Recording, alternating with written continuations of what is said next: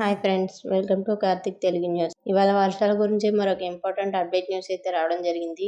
దీని గురించి మరిన్ని విషయాలు ఈ వీడియోలో తెలుసుకుందాం. దయచేసి ఈ వీడియోని ఎక్కడ స్కిప్ చేయకుండా చివరి వరకు చూడండి ఫ్రెండ్స్. అలాగే మా ఛానల్ సబ్స్క్రైబ్ చేసుకుని మాకైతే ఒక సపోర్ట్ అయితే ఇవ్వండి. వివరాల్లోకి వెళ్ళినట్లయితే ఏపీ, తమిళనాడు రాష్ట్రాలకు మరో ముప్పు పొంచి ఉంది. ఆగ్నేయ బంగాళాఖాతంలో సోమవారం అల్పపీడనం ఏర్పడిందని, ఇది క్రమంగా వాయుగుండంగా రూపాంతరం చెందే అవకాశం ఉందని, అలాగే రాబోయే 2 రోజుల్లో పశ్చిమ వాయువ్య దిశగా కదులుతూ తమిళనాడు తీరానికి దగ్గరగా వెళ్లొచ్చని వాతావరణ శాఖ అధికారులు తెలిపారు. ఇక దీని ప్రభావంతో గురువారం వరకు తమిళనాడులో భారీ నుంచి అతి భారీ వర్షాలు కురవనున్నాయని, రాష్ట్రంలోని వివిధ ప్రాంతాల్లో ఈ నెల 24 వరకు విస్తారంగా వర్షాలు కురుస్తాయని వాతావరణ నిపుణులు చెబుతున్నారు. ఇక ఈ నేపథ్యంలో విశాఖ తుఫాను హెచ్చరికల కేంద్రం అన్ని జిల్లాల కలెక్టర్లను అప్రమత్తం చేసింది. మంగళవారం శ్రీ పొట్టి శ్రీరాములు, నెల్లూరు, రాయలసీమ జిల్లాల్లో, బుధవారం శ్రీకాకుళం, విజయనగరం, విశాఖపట్నం, నెల్లూరు, తిరుపతి జిల్లాల్లో, గురువారం శ్రీకాకుళం, విజయనగరం, విశాఖపట్నం, అల్లూరి సీతారామరాజు,